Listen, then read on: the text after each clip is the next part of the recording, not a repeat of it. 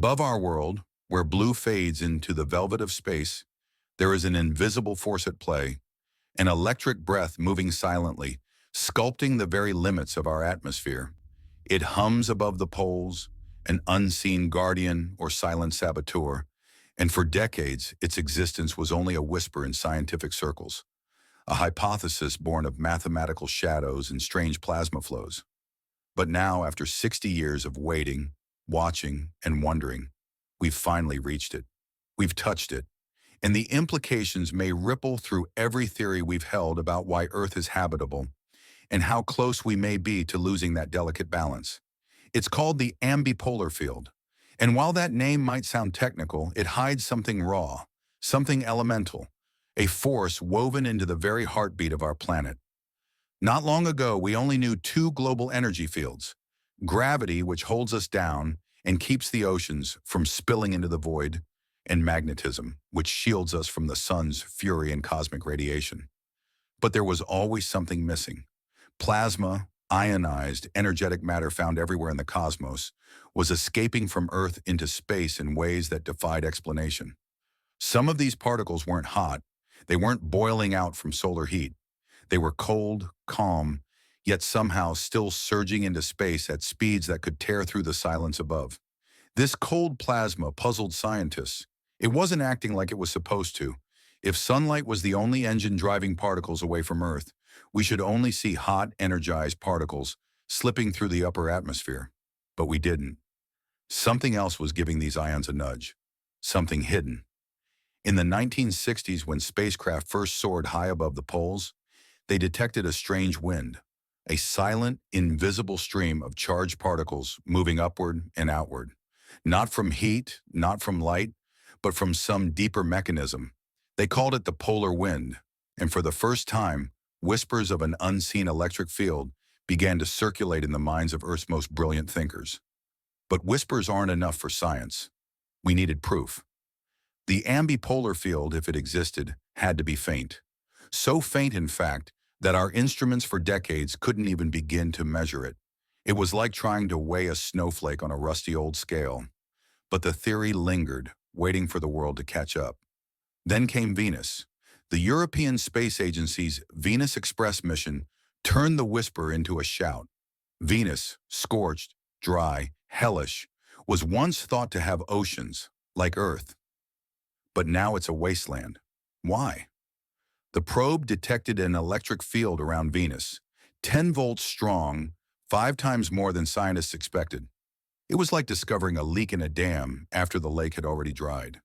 This electric field was powerful enough to pull oxygen out of the upper atmosphere, and with it, the building blocks of water. This invisible force could have been the final thief of Venus's oceans, stealing its chance at life molecule by molecule. And if it happened there, could it be happening here? That was the question that changed everything.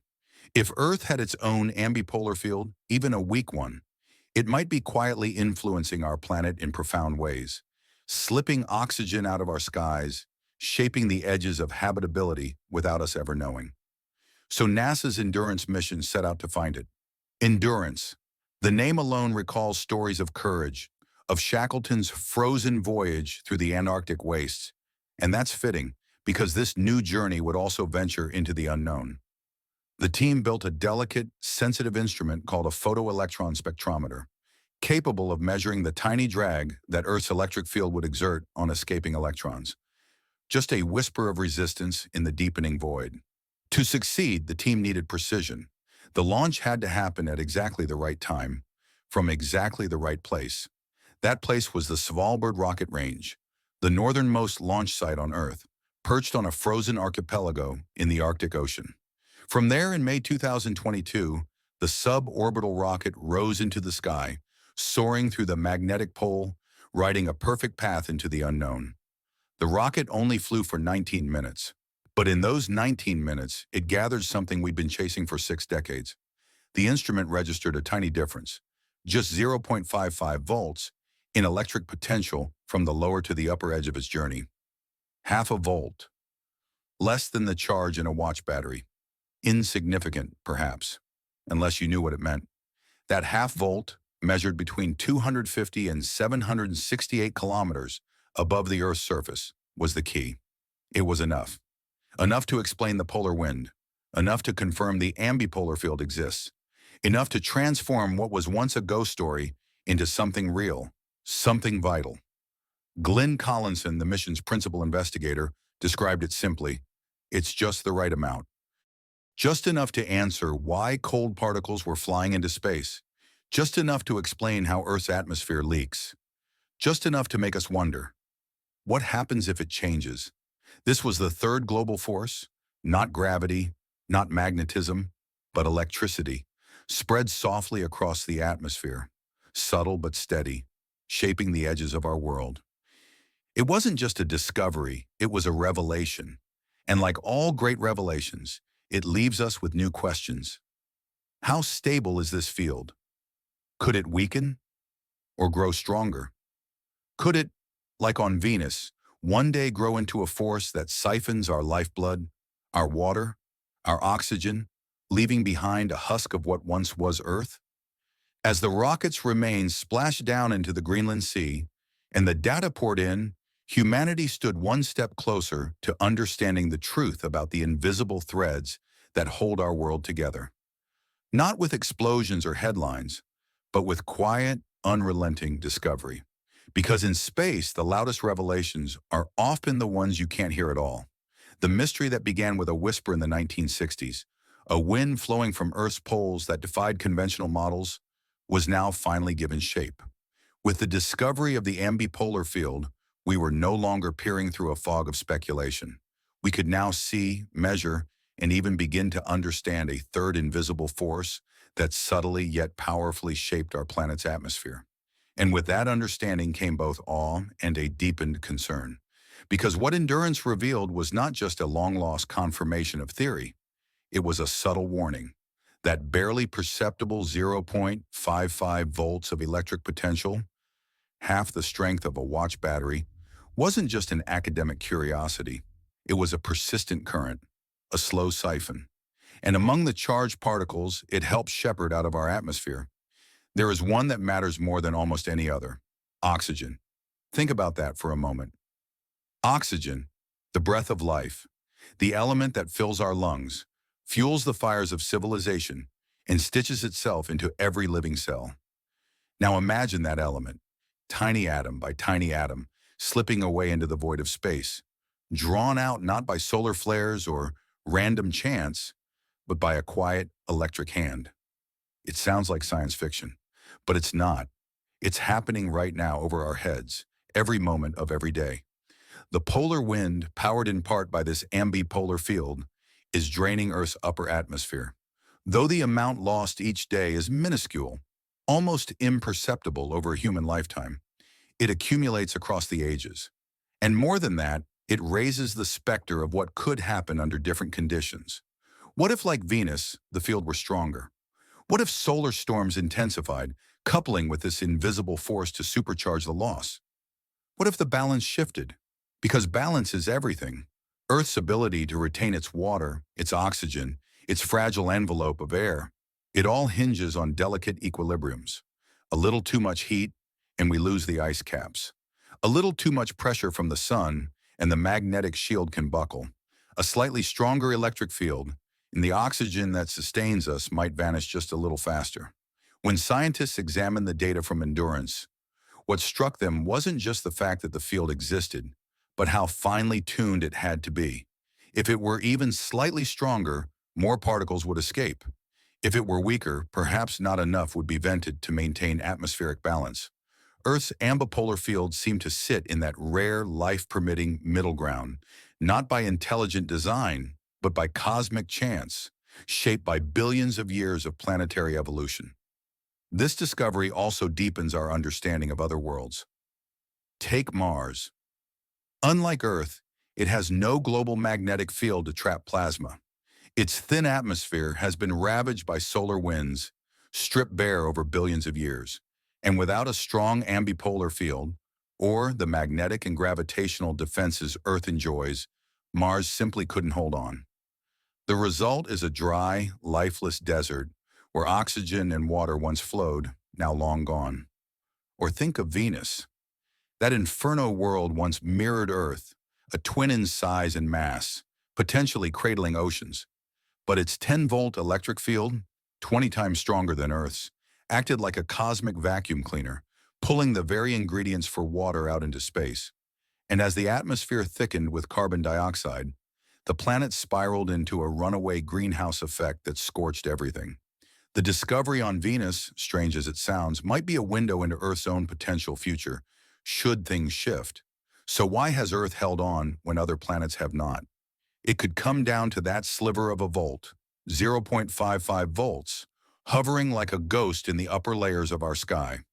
It's a reminder that the difference between paradise and desolation can be measured not in miles, but in millivolts. But the story doesn't stop at cosmic comparisons or historical what-ifs. Because the ambipolar field isn't a fixed constant. Like everything in the Earth system, it responds to change. As our planet warms, as solar cycles intensify, as human activity pumps more energy into the upper atmosphere, the characteristics of this field could shift. And if it shifts enough, the rate at which oxygen and other vital gases escape might increase. We could see real changes in how our planet holds on to its atmosphere. Changes that matter not just to climate scientists, but to every living thing on Earth. This is why the discovery matters. It's not just another piece of planetary trivia. It's a key to understanding the subtle forces that make Earth livable. It's a window into what happened to other planets. And it's a possible early warning system for what might one day happen to us. In the years ahead, NASA's Endurance mission may just be the beginning. Scientists are already planning follow-up missions that will look deeper, measure longer, and explore how this electric field behaves under different conditions. Does it change during solar storms? Does it fluctuate with the seasons or the solar cycle? Could we one day manipulate it or at least predict its behavior? As the data rolls in, one thing is clear. Earth's atmosphere is not a static shell. It's alive. It breathes, it pulses, and it slowly leaks. We live inside this breath, this exhale of a planet suspended in an ocean of stars. Understanding what powers that breath and what draws it away is the new frontier of planetary science. The ambipolar field, once an invisible theory, is now a named player in the grand drama of our planet's survival. And as with all great discoveries, it leaves us not with answers, but with deeper questions. How stable is this field? How did it arise? And above all, how long will it hold? If the Earth has been whispering this truth for millions of years, it's only now that we're finally learning how to listen. It began with a whisper in the data, a voltage too faint for most instruments to catch, buried in the icy quiet of Earth's upper atmosphere. But now with Endurance's revelations, the world can no longer pretend our atmosphere is a sealed, permanent dome. It's not. It's porous. It's reactive. And above all, it's fragile. NASA's mission to the edge of space was never about headlines. It was about truth. And the truth is more haunting than any science fiction. Earth's ambipolar field is not a mysterious relic from ancient theories anymore. It's real. It's measurable. And it's changing our planet, atom by atom, ion by ion, in a quiet race against time. With this understanding comes a new urgency. Scientists are now re-examining every model of climate and atmospheric chemistry, layering in the invisible hand of this electric field. Suddenly, equations that only considered solar wind, magnetic shielding, and gravity seem incomplete. Because now we know there's a persistent pull, an almost imperceptible escape route, that oxygen and other critical particles are slipping through. Imagine a world where we can forecast not just weather or hurricanes, but electric winds at the edge of space. A world where we can predict how atmospheric escape will accelerate in the wake of a geomagnetic storm, where we can watch in real time the soft glow of charged particles bleeding from Earth's poles into the void, like wisps of breath on a cold morning. This isn't distant future speculation. It's happening now. And what we learn about Earth could be the key to understanding the fate of planets across the galaxy. Because here's the part that keeps researchers awake at night. If this process is universal, and there's no reason to think it's not, then we have to rethink the very criteria we use to judge a planet's habitability. It's not just about temperature or water. It's about the balance of electric forces, the quiet voltages, the unseen gradients. Suddenly, the definition of the Goldilocks zone expands. It's not just distance from a star, it's the strength of a planet's magnetic shield, the density of its ionosphere, the geometry of its polar winds, the subtle tug of its ambipolar field. In light of this, Mars becomes a cautionary tale, Venus, a prophecy, Earth, a miracle balanced on a knife's edge. And now new missions are being designed. NASA, ESA, JAXA. Everyone is rushing to deploy more sensitive instruments. Satellites equipped not just to watch weather or scan the surface, but to listen for voltage gradients, to trace the paths of escaping ions, to build a dynamic map of atmospheric loss across the solar system. But here's the twist no one saw coming. As this understanding deepens, military and defense agencies are taking notice. Because an electric field, however faint, is still a field. And anything that can carry charged particles can carry information or be manipulated. Already whispers from classified briefings hint at electrocloaking, ion veil defense systems, and attempts to mimic the ambipolar field on artificial satellites. In other words, the same force slowly peeling oxygen from Earth could one day be weaponized or harnessed to create invisibility screens for satellites or to disrupt enemy communications. What was once an obscure theory buried in the physics of the 1960s has now become the frontier of geopolitics, space exploration, and planetary science. But maybe, just maybe, this discovery carries with it something greater, a wake-up call. Because the more we understand the forces that govern the sky, the more we realize how little we control, how narrow the band of conditions is that allows life to exist, and how easily it could shift. A slight increase in solar activity, a geomagnetic reversal, a tiny shift in the planet's magnetic field. Any of these could strengthen or destabilize the ambipolar field. And when that happens, the escape of oxygen might spike. Over centuries, it could mean a thinner atmosphere. Over millennia, it could mean the end of breathable air. This is no longer the realm of theory. We are watching it happen. The clock is ticking, and so the world turns its eyes upward, not in fear but in determination, because knowledge is power, and now we know.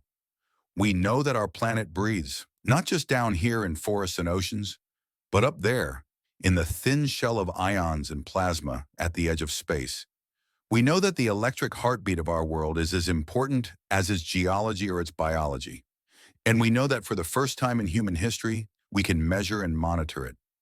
The Earth is alive in ways we are only beginning to understand. And with every volt we measure, every ion we track, every whisper of wind from the poles, we come closer to protecting this world. Because that's what it's really about. Not fear, not doom, but vigilance. The ambipolar field is not our enemy.